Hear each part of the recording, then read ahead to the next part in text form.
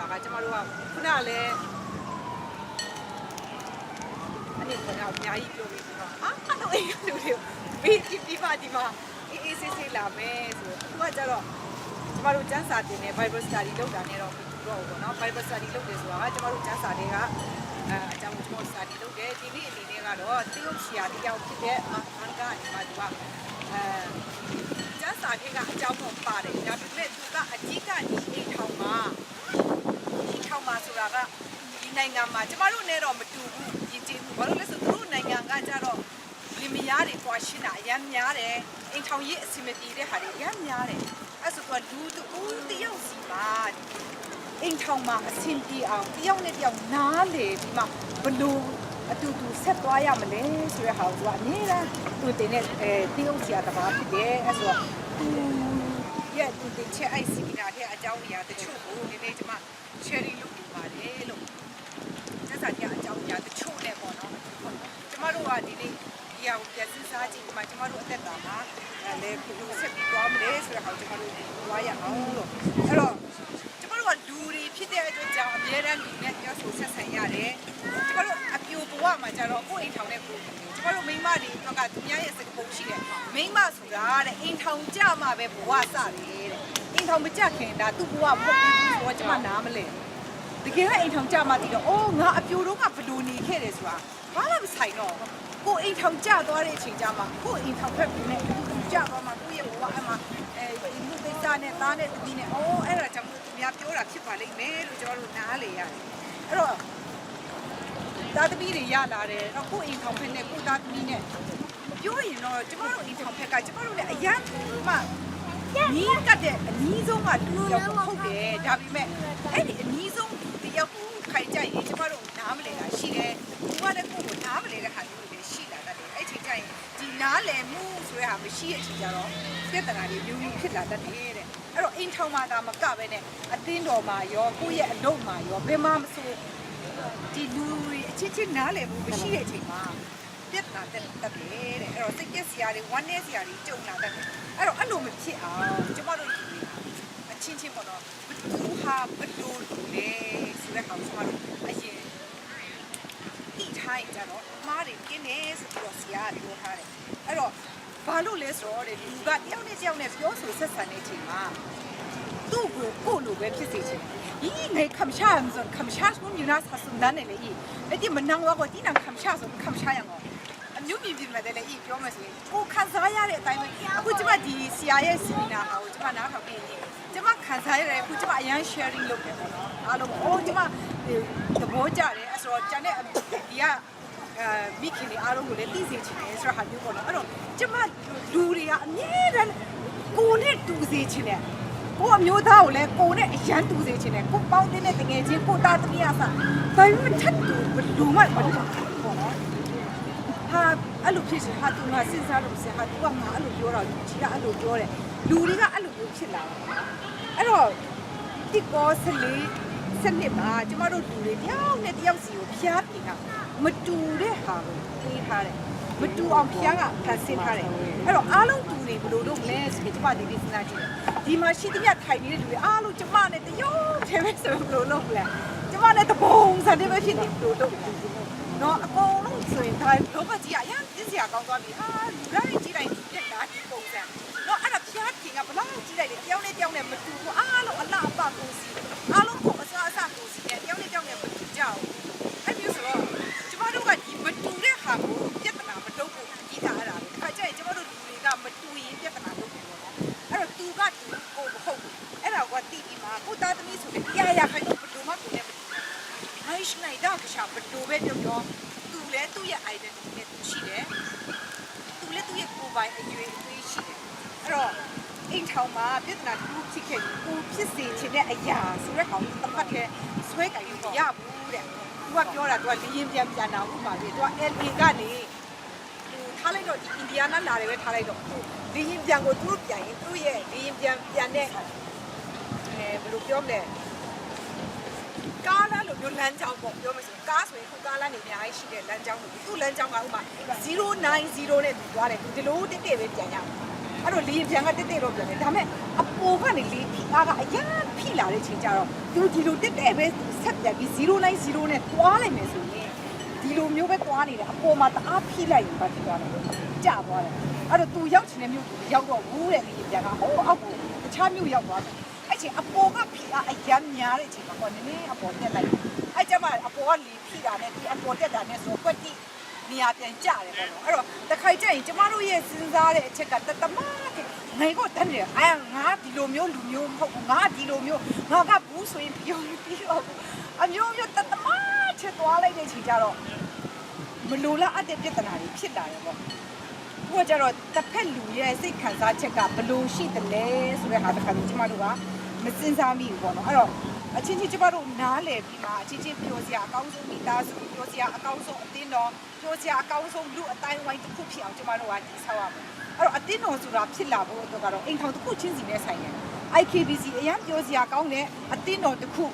အကုန်လုံးဝิญဉ်ရေးရာစအားလုံးမှာဘုံငယ်ရေးအကုန်လုံးဖွင့်ဖြိုးတဲ့အသင်းတော်တစ်ခုဖြစ်ဖို့ဒီအိမ်ထောင်တစ်ခုချင်းစီဖြစ်မှာပဲအသင်းတော်တစ်ခုဖြစ်လာအော်ဒီအိမ်ထောင်စုတစ်ခုချင်းစီဖြိုဖျက်ဖြစ်ရင်ကျမတို့လည်းဖြိုဖျက်အသင်းတော်ဖြစ်သွားတယ်အဲ့တော့ဒီအိမ်ထောင်စုစီဒီမှာပါဝင်နေတဲ့အိမ်ထောင်စုတစ်ခုချင်းစီကအရန်အရေးကြီးပါတယ်လို့အဲ့တော့ဖျားသခင်ကဘာလို့လဲဆိုတော့ဒီလိုမျိုးကျမတို့မတူညီတဲ့ဟာကိုကျမတို့ adjust လုပ်ပြီးအသက်ရှင်ရတာเนาะဖျားခင်ရဲ့အလိုတော်ကိုကျမတို့လိုက်လျှောက်တာဖြစ်တယ်ကဘာဦးကျစစ်တစ်မှာလူတွေကကိုကြော်စိုးကိတိကိုလူချင်းမှတို့ကအရန်ကိုကြီးမားတဲ့တို့ကဘာဘူးလို့ရဲတိုက်ကိုဆောက်ဒီရဲတိုက်ကြီးကိုဆောက်တာကဖျားအတွက်လည်းမဟုတ်ဘူးဘာလည်းမဟုတ်ဘူးတို့ရဲ့ကြော်စိုးကိတိကိုတို့လူချင်းတယ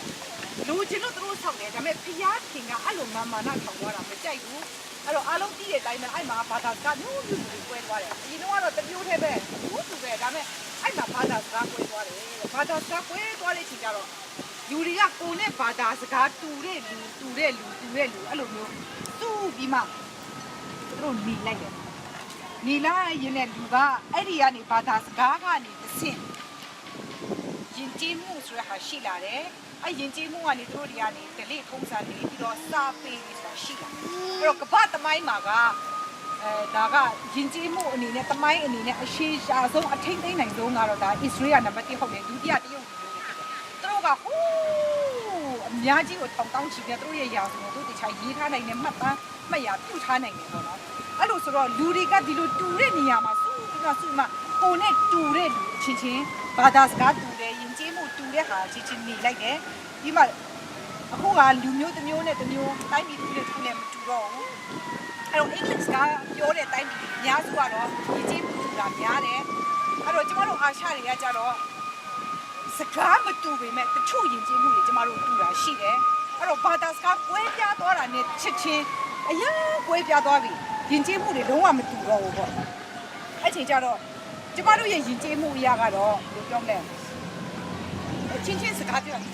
စတွေးထွင်တာရိုင်းတယ်မရှာမတော့မပြန်မဒီလည်းငမလည်းအဲ့လိုပဲစတွေးထွင်တခုခုဂျွန်စီယာတွေးမှကျမတို့ကစတွေးထွင်တယ်ဒါပေမဲ့တဲ့အာဖရိကကလူမျိုးနွယ်စုတစ်ခုရှိတယ်သူတို့ကအချင်းချင်းတွေ့ရတယ်ထွေစုပဲအရင်စတွေးထွင်ပြီးတော့ဒါတော့နှုတ်ဆက်တယ်အမလို့ကိုကအဲ့အာဖရိကကိုရောက်သွားတယ်သူများကကိုလည်းတွေ့ရောဖိစတွေးရတွေ့ရင်အနည်းအရိုင်းတာပဲ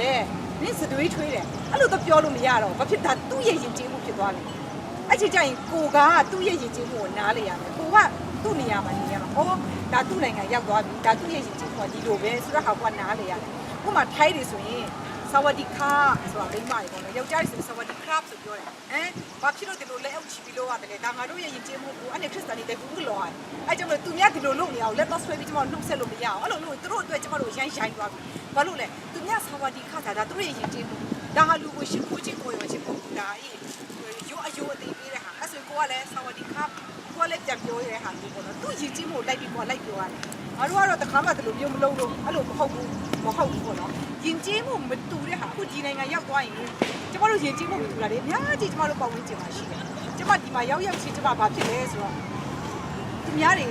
ကတခုခုပစ္စည်းပို့ပေးလိုက်တယ်လက်ဆောင်ပေးတယ်ဟောကတော့ခွင့်ကြည့်ပြီးရန်ဝတ်တာပြီးတော့ထားလိုက်တာပေါ့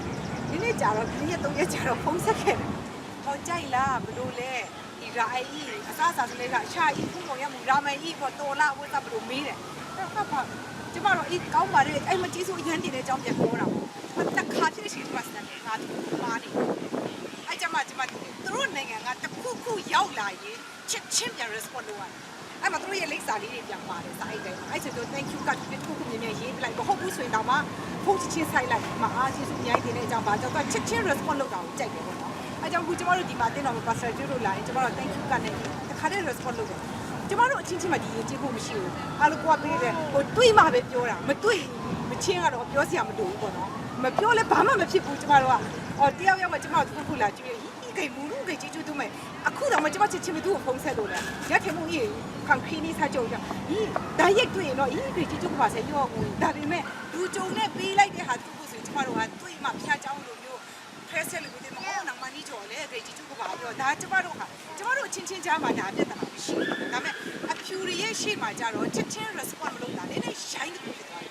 နော်အဲ့ဒီကြတော့ရင်ကျေးဖို့မတူတဲ့အသေးဖွားလေးပေါ့နော်ကျမပြောဒီထက်ကြီးပါတဲ့ဟာလည်းအများကြီးတော့ရှိပါတယ်အဲ့ဒီကြတော့ကျမတို့ကချင်နေဆိုလဲအဲ့လိုပဲလူမျိုးတွေဆိုတေးသေးလေးဆိုရင်တော့တေးသေးလေးတရုပ်ဆိုလဲတရုပ်ချင်းဆိုလဲချင်းပေါ့နော်အဲ့လိုကိုရင်ကျေးမှုလေးရှိတယ်အဲ့တော့ကျမသွားတော့အထူးနဲ့အဘနဲ့ဥစားသွားတဲ့ချိန်ကြတော့ဗီဒီလက်သွားတော့လမ်းမှာသူတို့ပြောပြတယ်ကချင်မားတဲ့ခုမီကစီးပြနေတယ်ပေါ့နော်အဲ့မျိုးဆိုသူရဲ့စတွေးကစီးဖြစ်တယ်ဆိုပြီးကျမမျိုးသား6ခောက်ပြီးနာတော့ဟာ6ရန်နာပါဘူးလေနန်းကပဲနေငါအဲ့ဒီခုမီနာမအင်ကိုဆိုင်တယ်ခါဖေးဆိုချေတာစတွေးခါရထွေးပါအဲ့စတွေးလေးပြီးတော့သူများအနေနဲ့ချေတော့မှစတွေးထွေးမှလေးပြီးတယ်ဘာမှလည်းမဟုတ်ဘူးဘာအယူမှလည်းမရှိဘူးဒါစီးလည်းမဟုတ်ဘူးစတွေးပဲပေါ့ဒါပေမဲ့သူ့ရဲ့ယဉ်ကျေးမှုသူ့ရဲ့အယူအဆရတာပါလေခုမီကစီးလိုက်ရပေါ့နော်ပြတရုပ်ဆရာတယောက်ရှိတယ်ဇီလူကသူ့ရဲ့လက်ထောက်တရုပ်ဆရာဖြစ်လာမဲ့လူလက်ဖြတ်ခိုင်းတယ်လက်ဖြတ်မှာအဲ့မှာစတွေးထွေးထည့်ပြီးတယ်ဒီမှာလက်ကိုစုပ်တာနန်ကောငိုင်နာမတိုင်းနာဒီကောအိဖူကမ်ပူဒါဆိုင်စီရဲ့တဲ့ကရက်တင်ပြောတင်နာလေးစံကမ်ပူနာကနမချိုင်ဦးဆိုတော့ဒါလုံးပဲဒါသူ့ရဲ့ခိုင်ယူတဲ့ဟာကြီးကြည့်ဒါမဲ့တခြားလူရှိမှလက်မှာစတွေးထွေးထွေးပြီးဆိုတာအရာစိတ်တူပြီးကလေးတွေတော့လိုက်ငိုတော့မတူတော့ဘူးပေါ့နော်အဲ့ဒါလေးတွေကျမတို့ကဒီနေ့သိထားရမယ်ပေါ့နော်အဲ့တော့မတ်တဲ့30မှာကြတော့လေကျန်းစာမှာတခုပါတဲ့အချက်ရှိအဲ့မှာကျန်းစာမှာဗာပြောထားလေဆိုတော့ဒီလာပြီးမှသာသနာပြုတဲ့လူတွေဖျားပြင်းတရင်ကောင်းစကားပြောတဲ့လူတွေပြောထားတယ်အကျဉ်သူဒီတင်တို့ကိုလက်မခံတင်တို့ဤစကားကိုနားမထောင်ပဲနေဤထိုသူဒီအိမ်မှာ၎င်းမြို့မှာ၎င်းထွက်သွားစဉ်တင်တို့ဤချီပွားမှမြင်ဖို့ကိုခါလိုက်ကြတော့ဆိုပြီးကျန်းစာမှာပါတယ်အဲ့တော့ကိုကိုအဲ့တော့ကျွန်တော်တို့ဟိုဒီမှာဖြစ်ခဲ့တဲ့ဟာဟိုလူခဲ့တဲ့ဒီပေါင်းများစွာမှာသာသနာပြုဆရာတွေလာတဲ့ဟာကိုရွာကလူတွေကတမျှဝိုင်းတိုက်တယ်သာသနာပြုဆရာတွေအမှုအစားတွေယူလိုက်တယ်သူတို့ကိုနှိပ်စက်တယ်အဲ့လိုမျိုးလုံးတဲ့ချိန်ကြတော့သာသနာပြုဆရာတွေရစိတ်ကောက်ဖြစ်သွားတယ်အဲ့ဒီရွာကနေသူတို့နာငယ်ပိုင်းနဲ့ထွက်သွားရတယ်အမှုအစားတွေမပေါအောင်အဲ့ချိန်မှာသူ့ဘာဖြစ်လဲသူခြေတော့ကိုခါခဲ့တယ်အဲ့တော့ရွာသားတွေခြေတော့ခါတာများငါတို့လည်းမြေတော့ခါနေတာဘာမှမထူးဆန်းဘူးဒါပေမဲ့ဒီကျန်းစာရဲ့တတိယခြေတော့ခါထားခြင်းရဲ့အနောက်မှာကကြိမ်ချင်းမင်္ဂလာဆိုတာပါလာတယ်အဲ့ဒါကိုသူတို့မသိဘာလို့လဲဆိုတော့တရားဆုံးဖြတ်ရာကာလ၌ထိုမျိုးဒီတောတုံနှင့်ဂေါမောရမြို့ချက်တာ၍ခံရမလားဆိုဖျားတယ်လို့ကြိမ်ချင်းပေးထားတယ်အဲ့တော့အဲ့သာသနာပြုဆရာတွေကသူတို့ရဲ့ခြေတော့ကမြေမှုခဏကမြေမှုကိုခါပြီးသွားလိုက်တယ်အဲ့ဒီရွာကတကယ်ကိုကဆူကြတယ်တခြားရွာတွေအများကြီးရှိတယ်အဲ့ဒီရွာထဲမှာပဲကွက်ပြီးမှယူလီခုနေလေလေမမလို့ပြောမလဲဟိုကြွက်တွေတောင်းကြတာလေကြွက်တွေရှိတယ်မြအကောစားပြီးလိုက်တယ်ပကြီးကလည်းမကြမ်းဘူးစိုက်ထားတာလည်းမကြမ်းဘူးအကုန်ဆိုတော့စားစရာမရှိတော့အဲ့တော့အဲ့ကြွက်တွေကနေတစ်စီးဘာဖြစ်လာလဲဆိုတော့ပလိယောဂါဖြစ်အဲ့တော့တိတ်ရွာလုံးကျုပ်အဲ့ဒီရွာလုံးအကုန်လုံးကတကယ်ကိုရွာပြက်ဖြစ်သွားတယ်မျက်စိရှိမှာပဲခဏလေးပဲလူတွေတည်ကြတယ်ဒုက္ခတွေရောက်သွားတယ်အဲ့တော့ဘာဖြစ်လို့ဒီလိုဖြစ်တယ်လဲဒါဟာဒီမှာကျန်းစာမှာဒါကသူ့ရဲ့ကျန်းစာမှာပါလာတဲ့အမြလူတယောက်ရဲ့ပြုတ်မှုတွေဟာဒါငါနဲ့ဘာမှဆိုင်ပါဘူးလို့ဒါကငါတို့တော့အသေးဖွဲပဲဒါပေမဲ့သူများတော့အသေးဖွဲမဟုတ်ဘူးဒီဆရာတွေအတွက်ကတော့သူတို့လှုပ်လိုက်တာဟာဒီဟာကအသေးဖွဲမဟုတ်ဘူးအဲ့တော့တကယ်ကိုချင်းချင်းမိတာကြောက်ရောက်သွားတယ်ဆိုတာလေကြားစာမှာကျမတို့ကတွေ့ရတာဖြစ်ပါတယ်အဲ့တော့ဒီယဉ်ကျေးမှုဒလိဆိုတဲ့ဟာတွေကိုကျမတို့ကဂယုမဆိုင်ပဲနေရင်အဆိုးဆုံးချီလည်းဖြစ်သွားတယ်နော်ဒီနိုင်ငံမှာဆိုရင်လင်မယားကွဲသွားတဲ့ဒီတွေဖြစ်တာအများကြီးရှိတယ်အဲ့တော့ဒီတရုတ်ဆရာကပြောလဲဆိုအကြအဖြစ်နဲ့သူကိုအုပ်စု၄ခုဖွဲ့ထားတယ်ဒီနေ့တဲ့ကျမတို့ကဘယ်နိုင်ငံကလူငါဖြစ်မလဲဆိုတာကိုဒီသူ့ရဲ့ဟာကိုကျမတို့နားထောင်ပြီးစဉ်းစားရပါတော့ဒီနေ့ကိုယ့်ရဲ့အမျိုးသားနဲ့ဖြစ်ဖြစ်ကိုယ့်သားသမီးနဲ့ဖြစ်ဖြစ်နိုင်ငံတူချင်မှတူတော့သူ့နိုင်ငံကိုယ့်နိုင်ငံမတူတော့ဘူးဒါပေမဲ့ဒီနိုင်ငံမတူတော့တဲ့နေရာမှာကျမတို့ဘယ်လို adjust လုပ်ပြီးနေမလဲဆိုတာကိုဟို ရအောင်လို့အဲ့တော့နံပါတ်1အနေနဲ့သူကတော့ square ကိုသူလုပ်ထားတယ် square shape ကဖြစ်ပေါ့နော် square ဆိုရင်ဒါစတူရန်ပေါ့အဲ့တော့အဲ့ကလူတွေကိုသူကဘယ်လိုခေါ်လဲဆိုတော့ control people control person တို့တွေကအဲ့ control person ဆိုဒီ control person နေတဲ့တိုင်းဖြစ်သွားပြီဒီက square country ပေါ့နော်အဲ့တော့ဒီတိုင်းပြည်အကြောင်းကိုကျွန်တော်တို့ပြင်စစ်စားတယ်အဲ့တော့ဒီနိုင်ငံကလူတွေကိုသူက control people လို့ပြောတာသူတို့ကတဲ့ဘူဒိုဇာလိုပဲကနောလေကျင်းနေဘူဒိုဇာလိုမျိုးလူသားသူတို့ရဲ့စိတ်ဓာတ်ကအဲ့မျိုးဆိုတော့သူတို့ဖြစ်ချင်တာသူတို့လုပ်ချင်တာပဲအများအားဥတီတယ်ပတ်ဝန်းကျင်လူတွေလည်းသူညက်အဲ့ဒါသူက control လုပ်တယ်အရာအားလုံးကိုသူတို့စိတ်တိုင်းကြပဲသူတို့ဖြစ်ချင်တယ်အားလုံးကိုသူတို့စိတ်ကြိုက်သူတို့ဖြစ်ချင်တဲ့လူတွေပေါ့နော်အဲ့တော့အိမ်ထောင်မှာ control people ဆိုတာပါရင်ခိုင်ကြရင် adjust လုပ်ဖို့ခက်တယ်အားလုံးကသူ့စိတ်ကြီးပဲပြီးတော့တခြားပြောက်ရဲ့ခံစားချက်ကိုယူမဆိုင်တယ်လို့ဖြစ်သွားတယ်ပေါ့နော်တကယ်တော့ဟိုသူပဲခံစားချက်ရှိတယ်ကြားတဲ့လူတွေဘယ်သူမှမခံစားတတ်တယ်ပေါ့နော်အဲ့လိုဖြစ်သွားတာပေါ့နော်ကိုယ်စိတ်နဲ့ကိုယ်ဖုတ်တော့အဲ့လို control people ရဲ့အောက်မှာနေရတယ်ဒီမှာကိုယ်စိတ်နဲ့ကိုယ်ဖုတ်ပဲနဲ့သူ့စိတ်နဲ့ကိုယ်အသက်ရှင်ရမယ်ဖြစ်သွားတယ်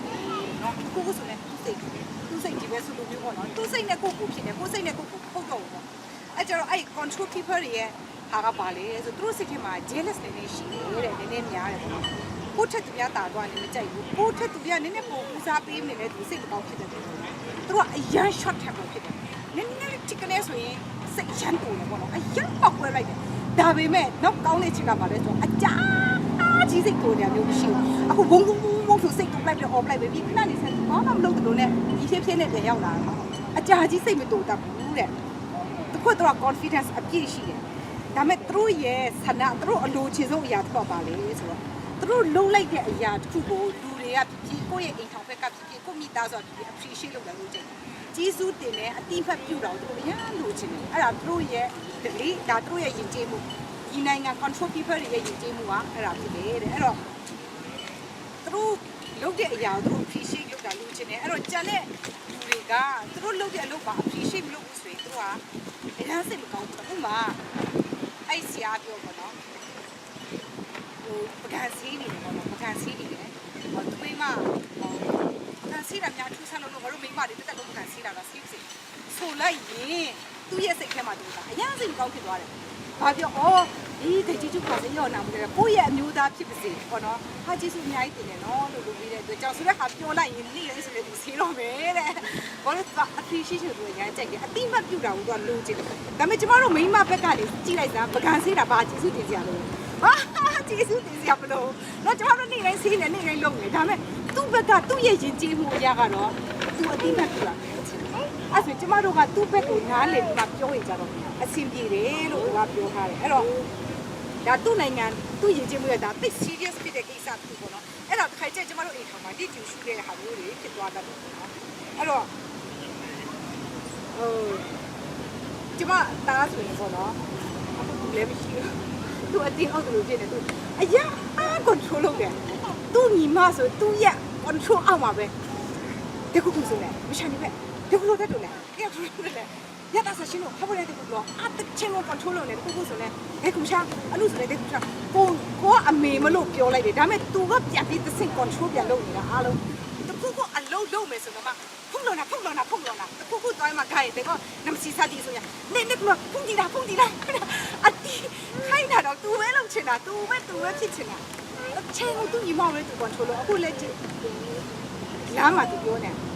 အဲ့လိုနောက်ကဘယ်လိုပေါ်လာစတဲ့ကျမတို့ဒီကွန်ထရိုးတာနော်အဖေကစိတ်မချဘူးကားမောင်းနေပြောတာအမေအခုကားမောင်းနေပါငါခုကောင်းမောင်းနေတယ်ငါဖြည်းမောင်းနေနောက်ကလူတော့အကုန်ကြော်တက်ကုန်ပြီကျမဒါပေမဲ့ तू ကတော့ခုခုဆို तू ရန် control လုပ်ချင်တယ်အရန်ပြောချင်တာပေါ့နော်အဲ့ဆိုအဲ့တော့ခုလုပ်ရဆိုရင်သူ့ကိုတီချာမ appreciate မလုပ်ဘူးဆိုရင် तू ကစိတ်မကောင်းဖြစ်တယ်တစ်ဆက်ကလည်းပြောနေတယ်အဲ့ဒါကိုကျမနားလေတစ်ခါကျနားမလဲအဲ့စိတ်တူရဲ့ခင်ကြည့်ပါ तू အရန်ပြောလို့လေ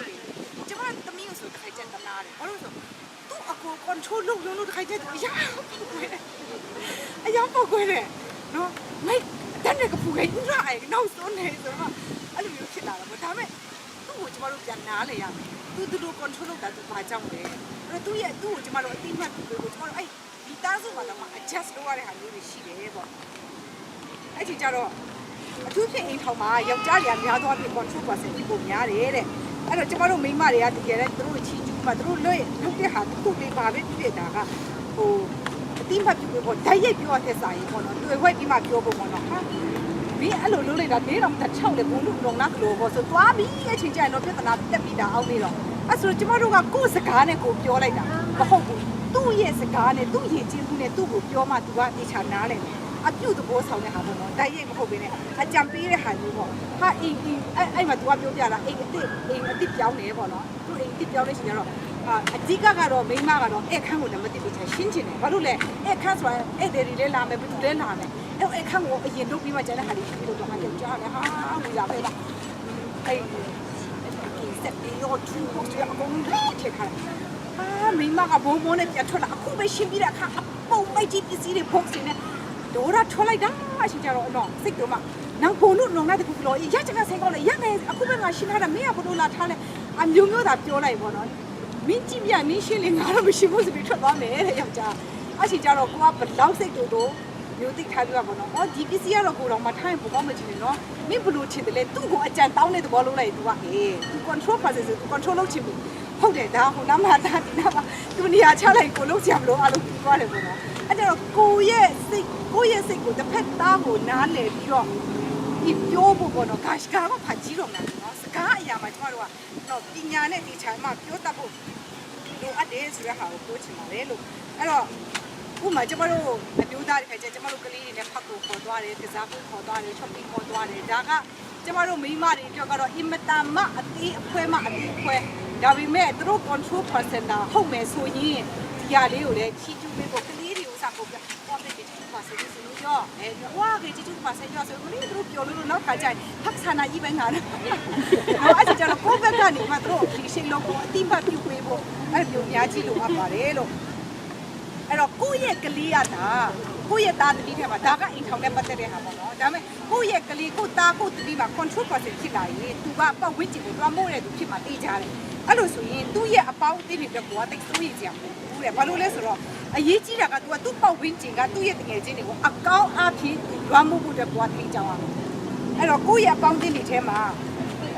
control person တယောက်ပါပြီဆိုရင်တော့ကိုယ့်ရဲ့ကလေးကတော့ control မဟုတ်ဘူးဒီ control person ရဲ့ထိန်းချုပ်ခြင်းခံရတဲ့သူပေါ့အခုကျမတို့ကလေးတွေငယ်သေးတယ်ဒီနေ့ကြောင်းတက်တော့မယ်တငယ်ချင်းတွေရှိတော့မယ်ဆိုတော့ဒါကိုမိဘတွေကအများကြီးသတိထားရမယ်ကိုယ့်ရဲ့ကလေးက control person လားဒါမှမဟုတ် under control person ဘာလို့ကိုယ့်ရဲ့ကလေးက under control ဖြစ်ပြီဆိုရင်တော့တဲ့မိဘတွေသတိထားပါတဲ့ကိုယ့်ကလေးဘယ်သူနဲ့ပေါင်းနေသူ့အပေါင်းတင်ဘယ်သူလဲဆိုတာကိုသိရမယ်အဲ့တော့ကိုယ့်သားသမီးတွေရဲ့အပေါင်းတင်ထဲမှာ control person ကဘယ်လိုလူလဲဆိုတာကိုကချစ်သိရမယ်ဒီလူဟာကောင်းတယ်ဖျားပြားတဲ့နေချာဆိုရင် that's okay ကိုသားသမီးကိုစိတ်ချလို့ရတယ်ဒါပေမဲ့ဒီလူဟာမကောင်းနေဘူးဝီစီပါသုံးဆွဲမလားအရက်တော့မလားဒါမှမဟုတ်ဆဲတတ်မလားမဆူနာဤမျိုးမျိုးပညာတတ်တဲ့လူဖြစ်နေဆိုရင်တော့ကိုကိုအဲ့ဒီကိုသားသမီးအဲ့ဒီကိုကြည့်ရပြန်ဆက်ထုတ်ပါဘာလို့လဲဆိုကလေးတွေကဒီ control မှာဒီအခုရောက်သွားတဲ့ချိန်ကျတော့ကလေးဆိုပေမဲ့ကလေးကအကြမ်းပူချတာကလေးတွေကျမသားကိုတခါတခါမင်းသားဆောင်သွားတယ်ကျူကျူတော့ပြောခိုင်းတာပြောပြီးအားလုံးသူရဲ့အဖို့အစားကိုရှက်တာသူများလည်းမတူတော့ဟိုကလေးတွေကသာမဟာဒီမိတိုင်းကိုဖိုးနဲ့ဖုန်းပေါ်ပညာဆိုယူလေချစ်ပေါ့ပြီးခဲ့ငါရှိပေါ့ဆက်အတူချင်တာအဲ့ကိုအပေါင်းတင်းနေထဲမှာလည်းအဲ့လိုပဲအကုန်လုံးအတူတူလာဟဲ့ငါတို့တွေဒီကိုသွားပြီးမှသူ့ခုပေါ်တော့အရက်တော့ခိုးတော့မယ်စလိတ်တော့ကြမယ်အားလုံးကကိုကမတော့ချင်ဘူးမလုပ်ချင်ဘူးမကောင်းတာတိပြီမဲ့ပါသွားတာဒါပေမဲ့ကြာလာတော့ကိုကလေးရဲ့အကျင့်စာရိတ္တကဒီ control person ရဲ့အောက်မှာဖြစ်စည်းလာတတ်တယ်တဲ့အဲ့ဒီချိန်ကျတော့ဟိုရပ်ဖြစ်တဲ့ဟာ gang တွေအများကြီးရှိတယ်ဒီပတ်ဝန်းကျင်မှာအဲ့တော့ကျမတို့ကလေးက control person ဆိုရင် that's okay ကိုကလေးကိုအကောင်းအဖြစ်ကိုရဲ့ပတ်ဝန်းကျင်မှာတွားဖို့တင်ပေးမယ်။ဘာလို့ကိုရဲ့ကလေးဟာ under control ကလေးဖြစ်နေတယ်ဆိုရင်သူ့ရဲ့အချက်က control person ကိုရအောင်ရှာမယ်။ပြီးတော့အဲ့ဒီလူဟာဘယ်သူလဲကောင်းတယ်ဆိုရင်တော့ that's okay မကောင်းဘူးဆိုရင်တော့ကိုသားတပည့်ကိုအဲ့ဒီဆွဲထုတ်ပါဒီပါတွေကိုတတိပြုထားတယ်တတိပေးထားတယ်ပြီးတော့ကိုသားသမီးရဲ့တငယ်ချင်းတွေကိုခင်အောင်ပေါင်းပါရကတဲ့ကလေးသားကလည်းကျဲလားရှိပါနေတယ်မဟုတ်ဘူးဘသူလဲသူမိဘကဘသူလဲကိုအားလုံးနဲ့ခင်အောင်ပေါင်းထားတဲ့ချိန်ကျတော့ပုတ်ကလေးအတွက်ဒါအများကြီး safe ပါပဲတဲ့အဲ့တော့ရှင်လူက15 17နဲ့30နဲ့မှာပျောက်တော့သားအကြောင်းပါဒီပျောက်တော့သားမှာအကြောင်းမှာဘာပါလဲဆိုတော့ပျောက်တော့သားကသူက under control person ကိုသူကသူ့ဖေပတ်စံရှိတယ်တတိဟုတ်တယ်အဲ့တော့ဒီပတ်စံအမွေတွေကိုတောင်းဒီတောင်းတာဟာသူဒါ control person ဆိုတာသူကောင်းတဲ့နေရာမှာသူတုံးချလိုက်တယ်ဒါပေမဲ့သူဟာ under control person ဖြစ်တဲ့အတွက်ကြောင့်ဒီပတ်စံတွေအားလုံးကိုမထိမ့်သိမ်းထားလိုက် မရှာနေရုံညစ်ချမတဲ့အေးပြောမယ်ဆိုသူများတဲ့အကုန်လုံးတောက်စားပြောပါအကုန်လုံးသူပတ်စံနဲ့အကုန်ဖြုံးပေးလိုက်တယ်သူပတ်စံနဲ့အကုန်ဖြုံးပေးပြီးသူတုံညဖြစ်သွားတယ်အဲ့ဒါကိုကြည့်ချင်ဖြစ်တာဟာသူဟာ under control person ဖြစ်တယ်ကျမတို့အဲ့တတာဝတ္ထုတင်ပြီးပြီအဲ့တတာဝတ္ထုမှာဝါစတီကဘီရဲ့အမိတ်ကိုဆက်ချင်တယ်ဘီရင်ဆွေသွား control person ပြောဟုတ်တယ်အဲ့တော့ဘီရင်ခေါ်လိုက်တာကို तू မလာတယ်ဆိုတာက control person အနေနဲ့သူ့ရဲ့ရင်ကျေးမှုရတာဟာသူ့ကိုအရန်ချိခိုက်စေဒါကလူအများကြီးရှိမှသူ့ကိုဒါအရှက်ခွဲလိုက်အဲ့တော့သူ့ရဲ့အတွင်းဝင်တွေကလည်းပြီးလောင်ရသေးတယ်လို့တော့ဝါစတီကဒီဖျားရမှာမနေရတော့ဒါပေမဲ့ control person ဖြစ်တဲ့ဘီရင်ကသူစိတ်အရန်တူတယ်အဲ့တော့ကဒါပေမဲ့သူစိတ်ကူတာခဏပဲအဲ့ကြောင့်လို့ကြားစာထဲမှာပါဘီရင်ကသူ့ရဲ့ဒီဖျားဝါစတီပြအောက်ပိတ်တရပြီးသူစိတ်ကောင်းတယ်ဘာလို့လဲသူစိတ်ကိုလည်းခဏပဲစိတ်ကြည့်လို့ရတယ်သူစိတ်ကောင်းတယ်ဖြစ်တဲ့အကြောင်းပြောထားတယ်ဒီစိတ်ကိုမပြောတော့ဘူးเนาะအဲ့ဒါကိုလည်းသိကြရဆိုပြီးတော့အဲ့တတာဘီရင်မဖြစ်လာတဲ့ဘီဖျားဖြစ်လာတဲ့ချိန်ကျတော့အဲ့တတာကပြောတယ်သူ့ရဲ့စားပွဲကိုကြွဖို့တောင်းတော့ရှင်မင်းကြီးကျမရဲ့စားပွဲကိုကြွပေးပါလို့ပြောရင်မရဘူးလားရတယ်ဒါသူဘီဖျားဒါပေမဲ့ तू ပြောတဲ့စကားပဲကြွပေးပါလို့ तू သွားပြောလိုက်ရင်သူကဘီရဲ့အထက်ကဖြစ်သွားတယ်ဒါပေမဲ့အရှင်မင်းကြီးအလိုတော်ရှိရင်သူအလိုတော်ရှိရင်ပြောတယ်အလိုတော်ရှိရင်သူ့ရဲ့စားပွဲကိုကြွပေးပါဆိုတော့အချိန်ကြတော့အတိတ်ပဲကအရက်ကွာချသွားတယ်အဲ့တော့ तू ဖိတ်ဖို့လား तू ဖိတ်ပြီးလာတယ်ဆိုတာထက်စာရင်ဘယင်ကလာဖို့ဆုံးဖြတ်လို့ဒီဟာကိုပြင်ဆင်ပေးတယ်ဆိုရင်ဘယင်ရဲ့အလိုတော်ရှိလို့အလိုတော်ရလို့လုပ်ပေးတယ်ဆိုတာအဲ့တော့စကားအရာမှာလိမ့်ပါဖို့အများကြီးလိုပါတယ်တော်ဖို့အများကြီးလိုပါတယ်ဆိုမှဒီ control person အကြောင်းကိုပြောနေတယ်အဲ့နံပါတ်1အနေနဲ့ကျတော့ stars ပါပြောမယ်ဆိုအရင် fan ဖြစ်တယ်ပေါ့နော်အဲ့တော့ဒီ star country ကလူတွေကကျတော့ fan people လို့ခေါ်တယ်သူကအရင်ကိုပျော်တတ်တဲ့ဖြစ်တယ်တဲ့သူကလို့ jet လို့တော့ဝီကျမမျိုးသားအဲ့လိုပဲဟိုတော့လိုက်ကြည့်တော့ဟိုတော့လိုက်အရင်ကျတယ်ဖတ်မပြီးအဲ့တော့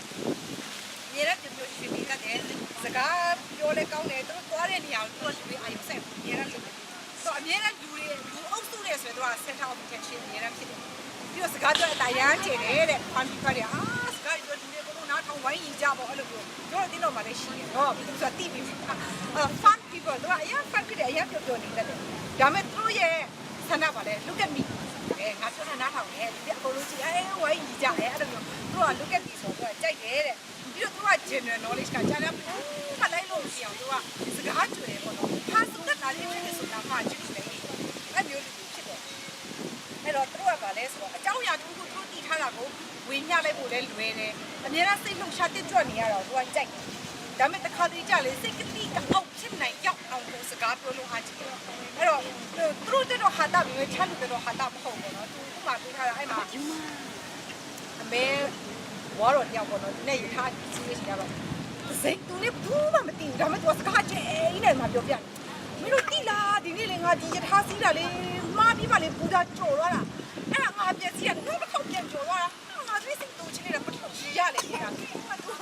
မရှိဘူးအော်ပြီးဒါတူတယ်ကတော့ဒါဖန်တီနေရောနော်ဟာတာပဲပြောလိုက်တယ်အဲ့တော့ဆက်ပြောသေးတယ်အဲ့တော့တယောက်နှစ်ယောက်ကတော့လိုက်ပြီးမှအေးပေါ်ပါညာပြောတာပေါ့ဒါပေမဲ့ဆက်အဲ့ဒါဟိုတေးရောက်တော့လေတဲ့အခါကြီးကကြည့်လိုက်တော့လေဟာလာမင်းကြီးအကြီးကြီးအဲ့နားမှာလေခဏထားကြည့်တော့လာမင်းဒီလာမင်းကြီးကကြီးတဲ့ပေါ့နော်ဒီနေရာမှာရှင်းနောက်ကနေနိုးလာတော့လေဒီလာမင်းကြီးကရှိနေတယ်တဲ့ဟုတ်တော့ပါဘူးလာမင်းကဆိုပြီးငါတော့ဖွင့်ကြည့်တော့လေမင်းအုပ်ဆောင်ကြီးဖြစ်နေတာဆိုပြီးသူကရှိပြောနေတာပတ်တော့ဟာတာလေးကြည့်အောင်ဒါတော့ပတ်စိမ့်နေရှိမှသူပြောနေတာဒီလေလူကရှိမရှိစိတ်ကတိကောက်ဖြစ်တာပေါ့နော်ခွင့်ရလဲဘာလို့လဲဒီပေါ့တခါကျဖန်တီပေါ်လေအဲ့လိုဖြစ်တယ်သူရဲ့ဘဝအတွေ့အကြုံကိုလည်းသူတို့ကစိတ်ညစ်စရာတစ်ခုခုကြုံလဲသွားဟာတာနေနဲ့သူကပြောလိုက်တယ်ပေါ့လေရည်စရာအနေနဲ့သူတို့လုံးလိုက်တယ်တဲ့အဲ့တော့ကိုမျိုးသားဖန်တီပေါ်ဖြစ်တော့အရန်တော့ပြဿနာမရှိဘူးပေါ့နော်ဘာလို့လဲဆိုတော့တခုကကျတော့အပျော်မလို့တော့ဖြစ်နေရတယ်အပျော်လွန်ပြီးမှလူကအရင်ကဖြစ်သွားတယ်ပေါ့နော်အေးစာလူလားစာပျော်မှတ်တယ်လို့ဒီခုဝကြတဲ့ပျော်မှတ်တယ်တော့ဟုတ်တဲ့နေရာမှာတော့ပျော်လိုက်တာမဖြစ်အောင်ဘီယူဆိုင်ဖို့ရှိတယ်ဒါပေမဲ့သူတို့လုံးဝမကြိုက်တာကသူတို့ကတတ်ချုပ်ချေတာစီကန်းကြည့်တာလုံးဝမကြိုက်ဘူးသူကလွတ်လွတ်လပ်လပ်ပဲနေချင်တယ်အခုကျမအိမ်မှာဘလောက်စီကန်းလုံးဘာမှမရဘူးဟိုမှာပဲထားရမယ်ဒီမှာထားမယ်ကျမလုံးလဲကျမပဲလိုက်လို့ရတာပြီးတော့ဒုံရင်းဒုံရင်းပဲအဲ့လိုပုံမောတာပဲသူကကြောင့်သူလည်းပုံမောရတာအဲ့တော့ဟိုသားသမီးကဖန်တီပဲဖြစ်မယ်ဆိုရင်တဲ့တော်တော်လေးခင်ရတယ်အမ ဘာလို့ကိုသားသမီးထဲမှာအရင်ဖန်တီးတဲ့လူပါရင်တော့ခုနပြောသလိုအပျော်လွန်ပြီးမှအရက်တွေပါလာတယ်မူရစ်ဆေးဝါးတွေပါလာမယ်ဒီနိုင်ငံမှာလင်ကိစ္စတွေပါအဲ့တော့ကိုသားသမီးတွေဒီလိုမဖြစ်အောင်ကျတော့ကိုကဂယူးဆိုင်ကိုလူတယ်တမာတရားနဲ့တခြားထိန်းရမယ်လူတွေလုံယူတဲ့ happy ဆိုတာထက်စာရင်ဒါတွေကဒီလူတွေလုံယူတဲ့ happy ဟာအရက်တောက်လို့ပြောတယ်ဘာတောက်လို့ပြောဒီຢာတွေဟာပြစ်စည်းဖို့ဒုက္ခရောက်ဖို့ပဲဖြစ်တယ်ရလာမဲ့ယောဂါတွေပြဿနာတွေအကျိုးဆက်တွေခါးစည်းပြီးခံရမယ်ဆိုတာလေသားသမီးကိုကိုကပြောပြထားရမယ်အဲ့တော့ကိုတယောက်တည်းပြောဖို့အတွက်မိသားစုတစ်ခုလုံးဒုက္ခရောက်ရတဲ့ခါကြီးအများကြီးရှိတယ်အဲ့ဒီချိန်ကျတော့ကျမတို့ရဲ့ဖျားချီကနေလာတဲ့ဟိုးစိတ်နှလုံးထဲကနေအလိုက်ရှင်းဆုံးဝိညာဉ်ထဲကနေကျမတို့ဝမ်းမြောက်တဲ့ joy ဆိုတဲ့ဟာကိုခံစားတတ်ဖို့ကိုမိသားစုမှာဒါဖန်တီးပေးရမယ်အဲ့ဒါကိုလမ်းပြပြရမယ်အဲ့ဒါမှာ fun people တွေကအပြင်လောကမှာကိုသားသမီးကပြောဖို့ချက်ကြိုင်တမာတရား၌ပြောတတ်တဲ့ကလေးမဟုတ်ဘူးဆိုရင်တော့ fun people တွေကအပြင်မှာပြောတဲ့ဟာများတယ်အဲကြောင့်မလို့ Habakkuk ခန်းကြီး3ငယ်18မှာထာဝရဘုရား၌ဝါမြောက်၍ငါကိုကယ်တင်တော်မူသောဘုရားသည်ကိုအမိပြုပြီးရွှင်လာပြီလို့ကျမ်းစာမှာဖော်ပြထားတယ်အဲ့တော့ကျမတို့ရဲ့ပျော်ရွှင်ခြင်းဟာခရစ်တော်၌တာဖြစ်တယ်အဲ့တော့ဒီတမန်တရားနဲ့ဝမ်းမြောက်တတ်တဲ့ကျမတို့ကလေးတွေဖြစ်အောင် fun people ဆိုရင်ကျမတို့အဲ့လိုထိန်းချောင်းပေးဖို့လိုအပ်တယ်ဆိုပြီးတော့ဆရာပြောပြထားပါတယ်အဲ့တော့ကျမတို့ကဝမ်းမြောက်ခြင်းကခရစ်တော်၌တာတည်ပြီးမှကျမတို့ကအခုဘဝတာမကအောင်နောက်ဘဝကဘာအဆက်ဆက်ကျမတို့ခရစ်တော်နဲ့စူးစမ်းရတဲ့အခွင့်ကိုကျမတို့ရမှာဖြစ်တဲ့အတွက်ကြောင့်လောကရဲ့အပျော်ဆိုတဲ့ဟာကဗရဏနိုင်ငံမှာပဲဆုံးသတ်မယ်ကျမတို့ဒီအကြောင်းကိုကျမတို့သားသမီးတွေဒီမှာ fun person ပါလာတယ်ဆိုရင်အဲ့ဒါကျမတို့ဒီချိန်မှာထိန်းချောင်းပေးဖို့လိုအပ်ပါတယ်လို့နံပါတ်3အနေနဲ့ကတော့သူက diamond shape ကိုပြောတယ် diamond shape ကလူတွေကကျတော့ perfect သူတို့ရဲ့တိုင်းပြည်ကတော့ perfect အရန် perfect ဖြစ်တဲ့လူတွေအရန်ဘေးအရာကိုမဆိုအရန်ကို detail ဖြစ်ချင်တာပေါ့နော်ဘာကိုမှအမအရွေးမခံဘူးဘာကိုမှသူကအသိအဆောင်မခံဘူးပေါ့နော်အရန် detail ဖြစ်ချင်တယ်ဟိုမှာကျမတကယ်ချင်းတယောက်အိမ်ထောင်ပြသွားတယ်အဲ့တော့သူ့ရောက်မှအရန်ကို detail ဖြစ်တယ်အဲ့တော့တမီးရဲ့စားထည့်လိုက်ဆိုတော့စားထည့်တာမင်းစားဘလို့ထည့်လိုက်တာလဲဆိုအဲ့လိုပဲအိုးရဲယူပြီးသူတို့ထည့်လိုက်မှလည်းမဟုတ်ဘူးတဲ့စားထည့်တယ်ဆိုလေကူလာနာနေကူနူဒီလိုလေးထည့်ရတယ်ဟောတော့တနည်းမိုင်းပေါက်ဆုံးထည့်ရဆိုမဟုတ်ဘူးတဲ့ဒီလိုထည့်ပြီးလဲဒီလိုမှွေတာပဲလေတဲ့သူကပြောမဟုတ်ဘူးတဲ့ပြခမလဲဒီလိုလုပ်ရတယ်အဲ့လိုတဘိုးကကျမတွေချင်းအပြစ်ကိုပဲရှာလို့ချင်းဒါပေမဲ့သူ့အနေနဲ့ကတော့ဒါအပြစ်ရှာတာမဟုတ်သူ့ရင်ကြည့်ဖို့ရသူကဘေးရကိုဆိုချစ်ချစ်ဘာကိုဆိုအရန်ပါဖက်ဖြစ်တာလေသူကလူကျင်တာပေါ့နော်အဲ့ကြတော့အရာတိုင်းမှာသူတို့ကစံထားပြီးမှသူတို့ကပြောတတ်တယ်ပေါ့နော်သူတို့တည်ထားတဲ့အရာသူတို့ဆွဲကင်ထားတဲ့အရာကစမယ်သူအဲ့ဒါကိုပဲနှိုင်းရှင်ပြီးတော့အများနဲ့ပြောတတ်တယ်တဲ့သူတို့နဲ့နေကြတော့ကိုလောက်တာဘာမှားနေတယ်လို့ပဲအပြစ်မြင်နေလို့ပဲရအဲ့မှာဆိုရအဲ့မှာဆိုလာမခေါ်ပဲဟာပြီးတော့ဆိုနေဆိုတော့ဟာမျိုးပေါ့နော်အပြစ်လိုက်ပြောနေတယ်လို့ပဲတကယ်တော့သူကဒါအပြစ်ပြောနေတာမဟုတ်ဘူးအဲ့ဒါမျိုးနားလေရတယ်သူတို့ကမြက်ထားလို့ပဲပေါ့အခုကျမတို့လာတယ်ကားဆိုရင်ကျမတို့လိမ့်ချင်းနေပေါ့နော်ကိုပဲတော့တယ်ဘာမှသူတို့ကမချိန်တော့ဒီပါပဲဒီလိုပဲတော့မချိန်တော့ဘူးဒီလိုပဲတော့ရထားလို့ပဲပေါ့နော်ဘဲမှတော့မသွားတော့ဒါပေမဲ့ control people တွေမတူတာ control person တွေကကြတော့အရာအားလုံးကိုသူက control လုပ်ချင်တာဒီလိုရှိတယ်ဒီပတ်ဝန်းကျင်မှာဟိုဟာလုပ်ဒီဟာလုပ်သူက order ပေးတာပဲရှိတော့ perfect တွေကအဲ့လို like order ပေးတာတော့မဟုတ်ဘူးသူတို့မှန်နေချင်ပြီးသူတို့လုပ်မယ်လို့စုစုထားသူကမပြောင်းတော့ဘောမဆိုရင်ခေါင်းမာသူဖြစ်တာပေါ့နော်ခေါင်းမာသူဖြစ်တာဘသူပြောနားမထောင်ဘူးဘသူတွေအတွက်မှဘသူအတွက်မှမမှန်ဘူးဆိုပေမဲ့သူ့အတွက်မှနေရင်မှန်တာပဲအဲ့ဒါအဲ့လိုမျိုးဖြစ်တတ်တယ်ပေါ့နော်အဲ့လိုဆွေးကြိုင်ထားတတ်တယ်အဲ့တော့သူတို့မှန်နေချင်တဲ့အရာနဲ့လူတွေကိုလိုက်နှိုင်းရှိပြီးသူကလုပ်တတ်တယ်တဲ့သူကစီးကန်းတော့အရန်ကြီးတယ်ဘာလို့မှသူကရမ်းမတာသူတို့မလုပ်ဘူးတီချာတီချာလုပ်အဲ့တော့သူကဟာတာပြောထားတဲ့ Titanic မှာလည်းအဲ့လိုပဲတဲ့တင်ပေါ်ကမြုပ်တော့ပဲလူတွေကတိမ်တော့ပဲအဲ့ချိန်မှာသူတို့ရဲ့အဲ့မှာစာတန်းကတ်ထားတာစပွဲထားရထိုက်ခုံထားရဆို perfect people တွေကဘလောက် perfect တွေဟိုမှာလူကတင်ပေါ်ကမြုပ်ပြီးတိမ်တော့မယ်တဲ့အော်ထိုက်ခုံထားရဆိုတဲ့နေရာမှာဒီထိုက်ခုံရှိရမယ်ဆိုတဲ့ဟာမျိုးတဲ့သူ့အဲ့အတက်ကိုတော့မကြည့်ဘာဆိုဘာလက်ဒီမှာအသေးစိတ်လုပ်ချင်တဲ့လူမျိုးဆိုပြီးသူကဟာတာပြောထားတယ်ဒါပေမဲ့သူ့ရဲ့အားတာချက်တူရှိတယ်ကဘာပေါ်မှာအကောင်းဆုံးဖန်တီးနိုင်တဲ့လူတွေအားလုံးကဒီ perfect person ကတူတာပဲတဲ့ဘာလို့လဲဆိုတော့ကဘာမှာအတော်ဆုံး designer အတော်ဆုံး artist အတော်ဆုံး makeup ပညာရှင်အတော်ဆုံး engineer ဆိုရဟာလေတော်များများတော့ creative genius တွေပဲတဲ့ဘာလို့လဲဆိုတော့သူတို့ရဲ့စိတ်ကူးစိတ်တန်းသူတို့ရဲ့စိတ်ကူးရင်ထားတဲ့သူတို့ရဲ့ဖြစ်ချင်တဲ့အဲ့ဒီသူတို့ဆွဲကြိုင်ထားတဲ့အရာကိုသူကလက်တွေ့အကောင့်ထဲပေါ်နိုင်တယ်တဲ့သူကအရင်တိကျတဲ့ကြောင့်လက်တွေ့အကောင့်ထဲပေါ်နိုင်တယ်တဲ့ကျမဖေဆိုတာရာတိကျတယ်ခုရှိတာအိမ်ထောင်မှာယောက်ျားဖြစ်တဲ့လူက perfect ဆိုရင်အယမ်းမောတယ်ဘာလို့ဆိုရင်ကျမဖေကအယမ်းတိကျတော့သူ့ကိုယ်ရမှာကျမတို့တိကျဆိုပြီးအဖေကိုယ်ရမှာပြောဒီကူတိကျမယ်ချင်း အဲ့လိုမျိုးပေါ့နော်အဖေဦးတီးကြဆိုပြီးသူ့ဆိုလဲအတီးကြအဖေကသူကတနပ်ပြစ်တော့သူကလေတနပ်ပြစ်နေတယ်သူပြတနပ်လေးကျမတို့တေးချကြည့်ထားတယ်ပုံစံဘယ်ဘက်ကိုလှည့်တယ်ဘလို့တေးချကြည့်အဖေသွားပြီးဆိုအဲ့တနပ်ကိုဒါလေးခုပြစ်တာအဲ့တနပ်ကိုလူချီဘူးတော့ဘာလို့ပေါ့နော်ပြီးတော့သူထားတဲ့အတိုင်းပဲပြန်ထားတယ်လေဒီမုံသူပြန်ရောက်ရင်သူတီးပြီဒါတယောက်ရွှေ့ဒါဘယ်သူလို့လဲဘာလဲအဲ့လိုမျိုးပေါ့နော်အတီးကြအမလို့သူတောက်တဲ့ဖက်ကသူဒီမှာထားတယ်ဆိုရင်ဒီမှာပဲကျမတို့စမဟုတ်ဘူးလားဒါကဒါတော့ခိုင်ခုမဝါဒီကတော့ဒါတော့အဖေတော့အဲ့လိုမလုပ်ဘူးဒီပစ္စည်းဒီမှာဆိုဒီနေရာမှာပဲပြန်တန်းထားတယ်အဲ့ကြောင့်အဲ့မှာမတွေးတော့ဘူးဆိုရင်မအဲ့ဒါပျောက်တယ်တယောက်လုံးလို့ပဲသူလုံးလို့တော့မဟုတ်ဘူးအဲ့လိုမျိုးပေါ့နော်အရန်ကြီးချင်းဖြစ်တာပေါ့ဖေကအဲ့ကြောင့်လို့ဖေကလေပကြီးတဲ့အရန်ဆွေးတတ်တယ်တခုခုဆိုရင်ပေါ့နော်သူထောင်ထဲမှာနေနေတော့လေသူကအဲ့လိုပဲအပြင်ပြန်ရောက်လာချင်းထောင်ထဲမှာမြင်တဲ့ဟာလေးအဲ့ဒါလေးကပကြီးပြန်နေဆွေးတာခိုင်ကျထောင်ထဲမှာနေလဲအဲ့ဒီစစ်ကူအပိုင်းအစလေးတွေမှာလေခဲတာနဲ့မိသွေးတွေနဲ့သူတို့ပကြီးလေးတွေဆွဲခဲ့အရန်ကသူကပကြီးဆွဲတာအရန်တော့အဲ့မကျတော့အရန်တော့အဲ့ဒီလုံးနေအဲ့ဒါသူရဲ့အားနေချက်ကပါလဲဆိုတော့အရန် sensitive ဖြစ်တယ်တို့တွေကတခုခုဆိုအချင်းခိုင်မခံဘူးဆိုတော့ရကိပေါ်ကြားတယ်ကျမတို့ပြောလို့တကယ်တော့ပေါ်ကြားတာမဟုတ်ဘူးအသေးအမွှားဆိုတော့ခံစားနေရတာစိတ်ထဲမှာငါအဲ့လိုပြောရင်လေဘယ်လိုလဲဘယ်လိုညာရှိရဲဘောဆိုတော့စိတ်မကောင်းဖြစ်နေဒါပေမဲ့တစ်ဖက်ကသူကယူယူလေးပဲပြောလိုက်တာဘာမှမဟုတ်ဘူးဒါပေမဲ့ तू ကခံစားနေတာစိတ်ထဲမှာအဲ့တော့ကိုကသိရမှာဒီလူဟာ perfect ပဲ person ဟုတ်တယ်အဲ့တော့သူ့ရဲ့ယဉ်ကျေးမှုရဒါသူကသူ့ရဲ့ယဉ်ကျေးမှုရသူကခံဖို့ခံစားတော့မယ်အဲ့ဒါကိုကတိထားဖို့လိုတယ်ပေါ့နော်ကျမတို့ကချင်နေရကျမတပည့်ရတယ်ပြောဦးဒီကောပြောရတယ်တကယ်ကိုဦးဒီကော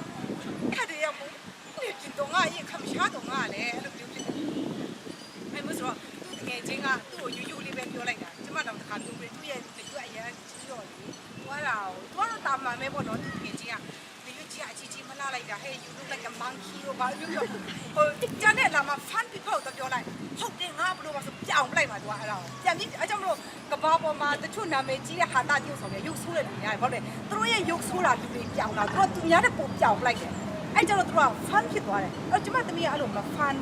အဲ့ချင်းသူအကြာကြီးခံစားတာငိုတာအဲ့ကသူ့နေရွက်ကိုသူတော့မှမခေါ်ဘူးဖုံးထားတာဘာလို့လဲသူ့ကိုရမ်းရုပ်ဆိုးတယ်သူပြောင်းနေထူတယ်အဲ့လိုမျိုးသူများပြောပေးတယ်ပေါ့နော်အဲ့တော့သူအကြာကြီးခံစားသွားရတယ်ပေါ့နော်သူအရင် sensitive ဖြစ်တယ်ပေါ့နော်ကျန်တဲ့လူကအဲ့လိုမဟုတ်ဘူးပေါ့နော်အဲ့တော့ကျမတို့မိန်းမတွေမှာအဲ့လို perfect ဖြစ်ကြတော့နည်းနည်းကြည့်ဆက်ရတယ်ဘာလို့လဲဆိုတော့တဲ့ကျမတို့မိန်းမတွေကအဲ့လို perfect ဖြစ်တဲ့လူဆိုရင်တဲ့စိတ်ကြယောဂဝင်တာတခြားလူတွေထက်ပိုပြီးမှစိတ်ကြယောဂဝင်တတ်တယ်တဲ့ဘာလို့လဲဆိုတော့ကျမတို့က prenatal depression ရှိတယ် postnatal ရှိတယ်အမှန်တော့ကလေးမွေးပြီးနောက်ပိုင်းပေါ့နော်သွေးတို့သားတို့အချိန်မှာကြီး postnatal depression ဝင်သွားရင်ဒါတစ်သက်လုံးတော့မပြောက်ဘူးကျွန်တော်မိမ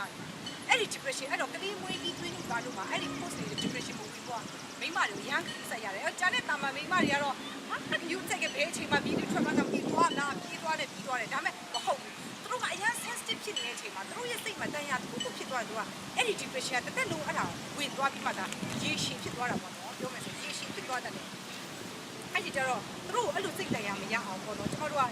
တောင်းပေးခြင်းအဖြစ်တမာတရားအဖြစ်တို့လမ်းပြပြီးအဲ့သူတို့ကတခြားလူတွေလိုပုံပဲဒီဘဝရဲ့အဖြစ်ဘဝရဲ့ပုံတိုင်းတွေသူများနဲ့ပုံပြီးကြားကြီးသူကခံစားရတယ်နော်အဲ့ဒါသူတို့ရဲ့ဘဝမှာဒါ negative impact လာဖြစ်တယ်အဲ့တော့အကြီးကကျတော့ကျွန်တော်တို့သားသမီးမှာဟိုတော့မိဘနှစ်ပါးအဆင်မပြေဘဲနဲ့ကြီးထွားလာတယ်ကြီးပြင်းလာတယ်အမြဲရိုက်နှက်ခံရတယ်ပေါ့နော်အဲ့ဒီကအဖေကလည်းအမြဲတမ်းရက်တောက်တယ်ကလေးတွေကိုရိုက်တယ်သူအဲ့လိုဘဝမှာတော့ဘဝမှာမိဘရဲ့နှွေးထွေးမှုလုံခြုံမှုကမရခဲ့ဘူးပေါ့နော်အဲ့တော့ तू ကအိမ်ထောင်ပြန်ပြုတ်လာတယ်ပေါ့နော်အဲ့ကလေးကကြီးလာပြီးအိမ်ထောင်ပြန်သူ့စိတ်ထဲမှာသူငါဘယ်တော့မှငါအဲ့လိုမလုပ်ဘူးငါသားသမီးတွေငါဘယ်တော့မှငါမရိုက်ဘူးငါအကောင်းဆုံးငါနေမယ်လို့ तू အဲ့လိုစဉ်းစားတယ်ဒါပေမဲ့ तू တကယ်အိမ်ထောင်ပြန်ပြုတ်လာတဲ့အချိန်ကျတော့သူကမြစ်သားပြီးွားပေးမယ်အဲ့လိုစဉ်းစားထားပြီမဲ့ तू တကယ်သားသမီးရလာချိန်ကျတော့ကိုစဉ်းစားထားလို့မလုပ်ဖြစ်ဘူးတဲ့ကိုမိဘတွေကိုလုပ်တော့တပုံစံနဲ့ကိုကလေးကိုညာလုပ်ကိုမိဘတွေကိုဆူတော့တပုံစံနဲ့ဆူတော့ပြပြောဘာလဲဆိုတာဒါကဒီ negative impact တွေပါအဲ့ဒါတွေကကျန်တဲ့လူစမှာနေပြီပဲဒီခုနပြောတဲ့ဒီ perfect person တွေမှာဒါအများကြီးသူတို့စမှာခံစားရတယ်ကိုမကြိုက်ဘူးနော်အဲ့ဒါဒါပေမဲ့မကြိုက်ပြီမဲ့ကိုကပုံစံနဲ့ပြန်လုံးမိသွားတယ်ကိုရဲ့ဘဝမှာကိုသားသမီးတွေကိုအဲ့လိုပြန်တော့လုံးမိသွားတယ်ဆိုတော့ကိုမိခင်ကိုရိုက်တယ်လို့ပေါ့နော်ခိုင်ကြုံကြရဲ့ဆိုပေမဲ့ကိုအမေဖြစ်တော့လေကဒူးတော့ပဲကြုံတော့တယ်အဲ့လိုမျိုးပေါ့နော်ပြန်ပြီးမှဒီ negative impact ကပြန်လာမှဖြစ်တတ်တယ်ပေါ့နော်အဲ့တော့ဆာလန်39 4 နဲ့ 5မှာထာဝရဖျားနိုင်ဝိလျော်ခြင်းရှိတော့တို့ပြုမြင်စိတ်နှလုံးအလို တော့အခွင့်ကိုပေးတော်မူလေကိုမှုရာကိုခြောက်ဝက်ဖြားနိုင်အပ်တော့ကိုတော်ကိုပိုးစားတော့ဒုက္ခစီရင်တော်ကျမတို့မစီရင်နိုင်တဲ့အရာတွေကျမတို့မတတ်နိုင်တဲ့နေရာအားလုံးဖျားရဲ့လက်တော်ထဲမှာချက်ပြီးမှကျမတို့ကစိတ်ကြည်တဲ့ချင်းရဖို့လိုအပ်ပါတယ်အလုံးစုံကိုတတ်နိုင်တဲ့ဖျားစီမှာကျမတို့ဖိုးလို့ပြီးမှကျမတို့ဘဝမှာဖြစ်ပျက်နေတဲ့အရာခံစားရတဲ့အရာအားလုံးကိုကျမတို့ကအနံလိုက်တဲ့အချိန်ကျရင်ဖျားပြင်ကျမတို့အကောင်းဆုံးကိုပြန်လဲပြီးတော့ပြင်ဆင်ပေးမယ်ပူတာပေးနိုင်တယ်ဖြစ်ပါတယ်လို့အဲ့တော့နောက်ဆုံးတိုင်းပြည်ကိုပြောချင်တယ်အဲ့ဒါကတော့သူကတော့ peace like a calm water လို့ပြောတယ်ဟိုရေလိုပဲရေငြိမ်နေတဲ့ကြိုင်ရေလိုပဲစကားလေးပြောဟုတ်စီဖြတ်တယ်ဒီကုချငါလေဤတိတ်ဖြတ်ဒီတော့အဲ့ဒါ तू ကအဲ့လိုလူတွေじゃလူတိုင်းနဲ့ तू တက်အောင်ပေါင်းနိုင်တယ်ဘသူနဲ့ဆို तू ပြဿနာမဖြစ်ဘူးအားလုံးနဲ့တက်အောင်ပေါင်းတယ်အရာ relax ဖြစ်တယ်အရာစိတ်လှုပ်ရှားပြီးတက်ကြွလို့ရတာ तू လုံးဝမကြိုက်ဘူးအဲ့တော့ဒီခါဒီသူ့ကြည့်ရင်ငပြင်းလို့ထင်ရလောက်အောင်ဘာမှမလုပ်ဘူးတဲ့အိမ်မှာဆိုလဲแต่คู่ฉันนี่ไงดูจิกเลยลิเท่พี่ว่าสลิดสุดเลยสลิดไทยเต่าพอพูดสุดเลยนี่ชรามีก็ดูเมาต่อบ้ามันรู้ตู้จียังกินเนี่ยแต่ก่อนเนี่ยพังหรอแต่แม่ตู้เย็นจีมูยาตัวพีซเลยจะมาโดนนี่ไม่จีตัวกับจีมันตู้เราบ่เนาะแล้วตู้เย็นจีมูไอ้ดอกอามาลูฟันพีเปอร์เลยอ่ะจีพีซที่กันทริวลาเมสเลยก็เอ๊ะพักคนตัวเลยเอ๊ะสปิล่ะคนน้ามาจีได้เนี่ยတော့ကိုနာလူကြည့်လိုက်လဲတဲ့ซับတော့ယုံဘောซับနာဒုံซับနာမောင်တော်လေးอ่ะကိုဘယ်လိုလုပ်မလဲကိုလည်းဒီလိုဟီတော့မအော်ရိုင်းတော့ဘူးတဲ့ကိုလည်းပုတ်ပုတ်လေးဖြစ်သွားမယ်ပေါ့တော့ပြောချင်တာအရင် peace ဖြစ်တဲ့ဟာတွေဖြစ်တယ်တဲ့အဲ့တော့ကျမအမျိုးစီမှာရှိတယ်ကျမရဲ့အမျိုးတွေထဲမှာကျမရဲ့ဦးလေးကျမရဲ့ခါစန်နေအရင်ကို peace ဖြစ်လို့သူတို့နဲ့အရင်စကားပြောရင်တယ်တော့ဘယ်တော့မှမိုနိုတော့ကိုလေးပြောတယ်ပြောနေကိုလေးအင်းဒီရှပိုင်လည်းခိုင်မှုရှောက်ကြတယ်ဟိုထမင်းကိုလည်းတလူလေးလုံးဇုံကလေးတလူလေးလုံးအဲ့ပါစက်ထဲမှာရောက်အကြာအဲ့ region လေးချထားပြီးတလူပြတ်ထိုင်ပြီးဝါနေအရန်ကြီးတယ်ပေါ့နော်ဒါစပွဲလုံးစွတ်တဲ့ရုံညာလုံးဝစွတ်နိုင်လေဒီလိုလုံးနေနီးတယ်ပေါ့နော်အရင်တော့တော့ရှက်တဲ့ကြွတ်တဲ့လည်းအဲ့လိုမရှိဘူးပေါ့နော်ဒါပေမဲ့တော့အရင်တော့ nice ဖြစ်တယ်အရင် nice ဖြစ်နေတော့ကြာလေဒီအုပ်စု၃ခုကလူတွေကကြတော့သူ့ဘက်ပါအောင်အများဆွဲတယ် control ပြီးပါလာပြီပေါ့လေမင်းအဲ့လိုမလုံးနဲ့ဒီလိုလုပ် okay အဲ့လိုပဲပြောတယ်တဲ့ဖတ်ပြီးဖက်ကဝါခဏပဲနေရတာပြုံနေစမ်းမမင်းဘလို့ဖြစ်နေရလဲဆိုဒီပါဒါပဲတဲ့ perfect ကတော့မင်းပုံစံမဟုတ်သေးပါဘူးနော်ဘလို့ဖြစ်နေရလဲမတုံ့တလုံးနဲ့ဆိုလဲဒါပဲမထားပဲကြောက်ရရင်ပြပြောတာအားလို့သူမဆန့်ကျင်ဘူးလုံးဝမဆန့်ကျင်ဘူးဆိုရင်သူကလည်းမင်းပြောတာမှန်ပါတယ်မင်းပြောတယ်လို့ပါပဲပြီးတော့ဒုံကြီးကြောက်ရုံလိုပဲပြန်ဖြစ်သွားတာသူများပြောတာနားထောင်မပြင်းနိုင်ဘူးပေါ့နော်မပြင်းဘူးဆိုတာသူ့ရဲ့ရင်ကျင်းမှုဖြစ်တယ်အဲ့တော့ဒါပေမဲ့သူ့အရာတူအားပေးပြီးပြောလို့ရင်တဲ့ဒီကို shut down မင်းကို shut down လုပ်လိုက်တယ်ဆက်ဆံလို့တော့ပြောတော့ဒါပေမဲ့ possible လည်းမလုပ်နိုင်ဘူးဘာညာဘာပြောနေလို့စိတ်ချမှာမဆက်အဲ့လိုမျိုးပေါ့သူကအဲ့လိုမျိုးလို့တဲ့အဲ့တော့ဘာလို့လဲဆိုတော့သူ့ကဥပက္ခကြည့်လိုက်တယ်ဘာလို့လဲဆိုတော့သူ့ရဲ့ identity ကိုထိပါလာတယ်သူ့ရဲ့ identity က peace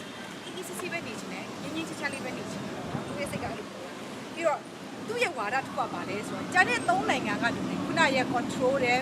perfect ရဲ့ fun ရဲ့အဲ့၃ယောက်ပြဿနာဖြစ်နေသူ့ဘက်မှာပါဘူးစီးချင်တာငါတော့ဟိုတော့ပြဿနာဖြစ်လဲပြီးရောတဲ့နောက်ဆုံးကျန်တဲ့အောင်လိုက်တဲ့ပေါင်းသွားတယ်တဲ့အဲ့ဒါ peace နောက်ဆုံးကျန်တဲ့ကြောင်ကလည်းဖြစ်တယ်ဆိုတော့ပါတော့တဲ့သူရဲ့အကျင့်ကပေါ့နော်လူဖွဲ့စည်းပါတော့နည်းနည်းသတိထားရတယ်ပေါ့နော်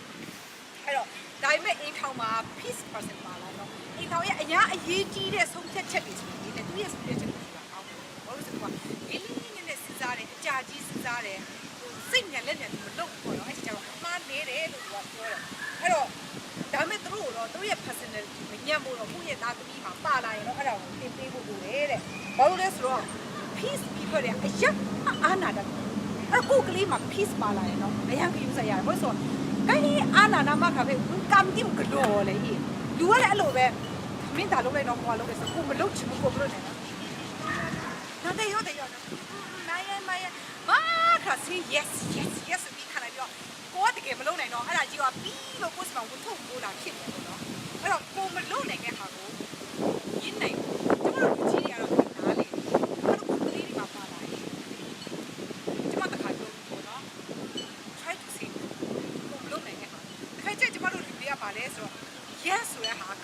no ဆိုတာမကောက်ဘူးကျမတို့အဲ့လိုပဲထင်တာဟုတ်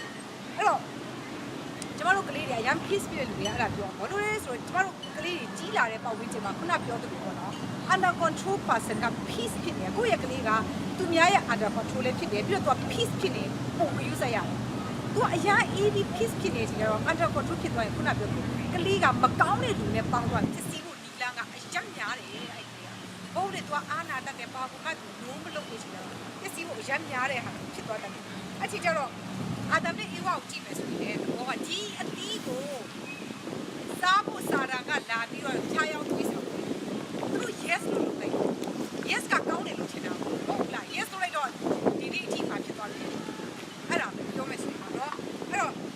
တို့က yes လို့လုပ်တာဘယ်သူ့ကို yes လို့ရလဲစားတာကို yes လုပ်လိုက်တာအဲ့တော့ကိုယ့်ရဲ့ကလေးသား peace မိပဲဖြစ်စားတာကို yes မလုပ်ဘူးကျမတို့ပြင်းပြင်းထန်ထန်သူ့ကိုကျမတို့ပြင်ပေးဖို့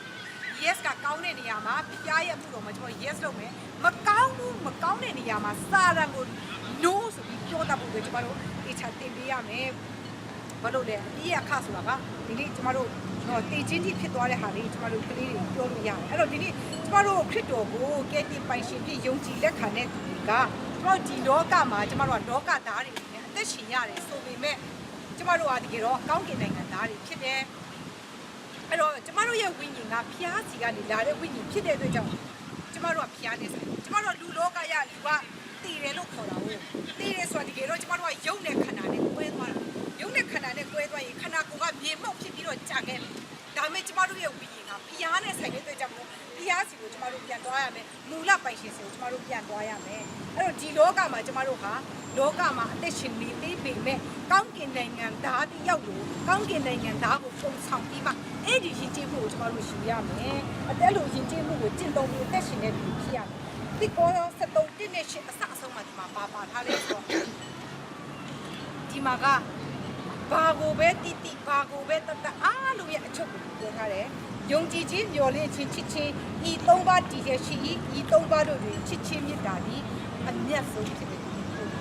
အဲ့တော့ဒီနေ့ကျမတို့ကောင်းကင်နိုင်ငံသားတွေနဲ့အနေနဲ့ကျမတို့ရဲ့ကျင့်သုံးရမယ့်ယဉ်ကျေးမှုကချစ်ချင်းမေတ္တာကြီးအမြတ်ဆုံးဖြစ်သည်ဆိုတဲ့ယဉ်ကျေးမှုတွေနဲ့ကျမတို့လက်ခံပြီးမှကျင့်သုံးရမှာဖြစ်ပါတယ်လို့ဒါကတစ်ကော73တစ်ကနေ73အထိဖြစ်ပါတယ်လို့အဲ့ဒါအိမ်ရောက်နေအဲ့ဒါလေးကိုအချပြန်ဖက်ကြည့်မှအဲ့ဒီအနှစ်အချုပ်ကိုကျမတို့ကြည့်ပြီးမှဒီနေ့ဒီဆရာကတော့တိုင်းပြည်မျိုးမျိုးအကြောင်းလူမျိုးသူပြောတယ်ကဘာပေါ်မှာတဲ့ဒီလေးမျိုးပဲရှိတာမဟုတ်ဘူးလူအများကြီးရှိတယ်ဒါပေမဲ့ဒီလေးမျိုးကိုပဲသူဘာလို့ထုတ်ထားလဲဆိုတော့ညာတော့အဖြစ်လူတွေကဒီတိုင်းပြည်လေးခုမှနေကြတာဖြစ်ပါတယ်တဲ့အော်ဒီနေ့ကျမတို့စဉ်းစားမယ်ဒီနေ့ကိုပေနိုင်ငံသားလဲကိုမျိုးသားဟာပေနိုင်ငံသားလဲကိုသားကိုသမီးဟာပေနိုင်ငံသားတွေဖြစ်နေတယ်အဲ့ဒီကြအချင်းချင်းပြောဆိုဆက်ဆံတဲ့အချိန်မှာ